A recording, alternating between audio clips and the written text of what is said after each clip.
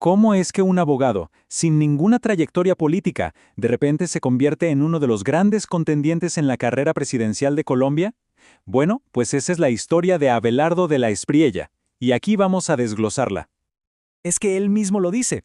Él no se considera un candidato más. Se ve a sí mismo como la cabeza de un fenómeno político. Y para entender su estrategia, no hay nada mejor que sus propias palabras. Él se define así, como un outsider, alguien que viene de afuera, ajeno a la política de siempre, a romper los esquemas. Para entender bien el fenómeno, hay que ver su origen. Cómo un candidato que al principio muchos desestimaron logró generar un impulso tan, pero tan poderoso en tan poco tiempo. Hace 4 meses, su candidatura era vista como un chiste, una payasada, luego pasó a ser solo un fenómeno de redes sociales. Pero, de repente, hace 2 meses, empezó a llenar eventos por todo el país. Y el remate, hace un mes, fue llenar el Movistar Arena. Estamos hablando de 16,000 personas.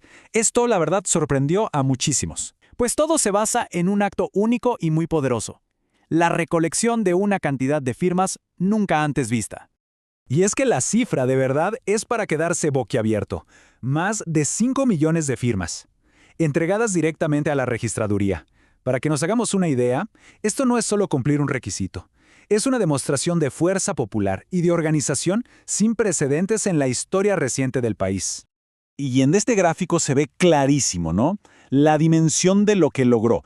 Es que no solo cumplió con el requisito legal, que eran unas 600,000 firmas, sino que lo superó por un margen abrumador. Un mensaje muy claro para el establecimiento político. Y claro, con todo este apoyo masivo, él lo llama un mandato popular.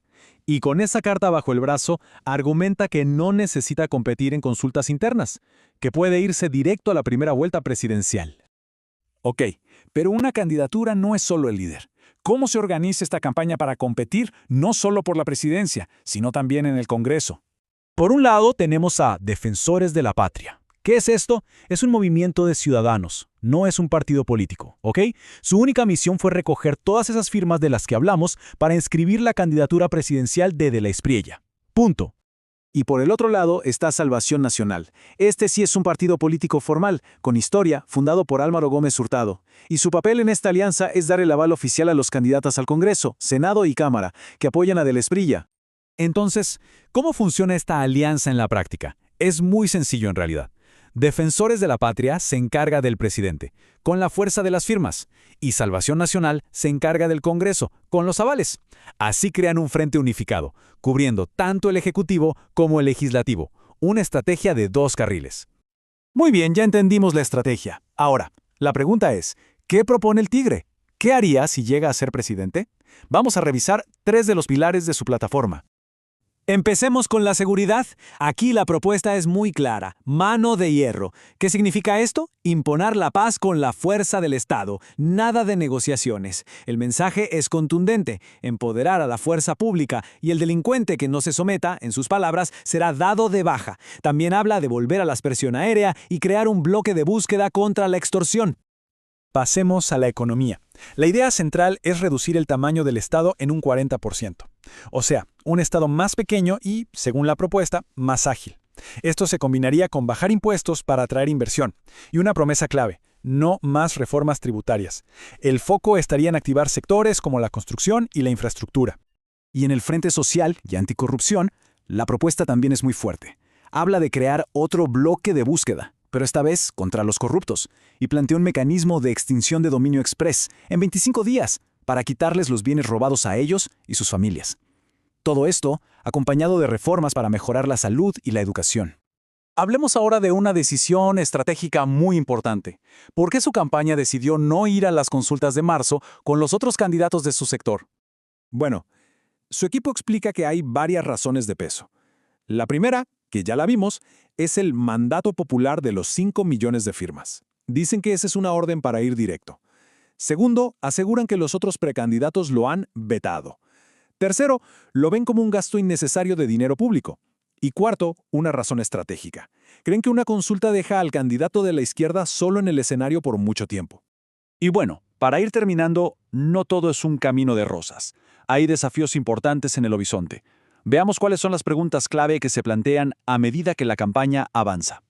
Y aquí está quizás el punto central de todo. Por un lado está el fervor, las firmas masivas, la gente en las plazas, la bulla en redes sociales.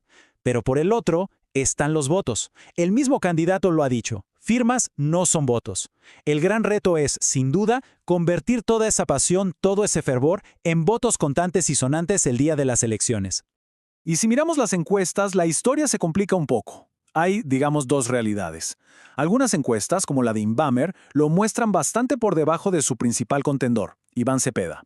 Pero la campaña cita otras, como la de Atlas Intel, que pintan un panorama muy diferente, una carrera mucho más apretada e incluso le dan la victoria en una eventual segunda vuelta. Pero claro, este crecimiento tan rápido ha generado una reacción, y a esa reacción le han puesto un nombre: Toconave, o sea, todos contra Abelardo. Y es que ahora, de repente, lo ven como el rival a vencer, y le llegan ataques de todos lados del espectro político. Y aquí se da una paradoja muy interesante.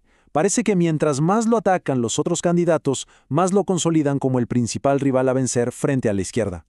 Y todo esto nos deja con la gran pregunta, la pregunta del millón. ¿Podrá este fenómeno político transformarse en un fenómeno electoral?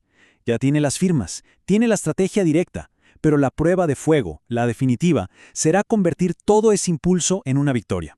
La respuesta final, como siempre, la sabremos el día de las elecciones.